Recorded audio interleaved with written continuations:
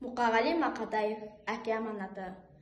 Аттан арда алыс жолға, тапсырда кем аманатын, серт етіп менде алдым қолға, әкемнің берген асыл затын.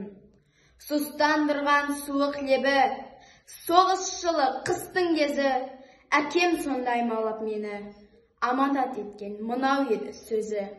Тыңда балам, тыңда күнім, болуға жара қолғанат, кәрі анаң, сәбиінің, бәрлігі саған аманат. Мен де сенің 10 жасыңда, атадан жетім қалғанмын, аса қылды болмасам да, аманатын алғанмын. Санамда сіңіп сақталып, әкеңнің сөзі өлмеген, болғанша қанша ақталып, тұратын бел боп көлденең. Талпын өмір шыңына, жетіп те мүмкін қаларсың, анаңның ауыр мұңына, сергіткіш себеп боларсың. Деп жан әкем аттанып, кетті қайта айналмай, тек сол сөзі жатталып, жүрегімде қалғандай.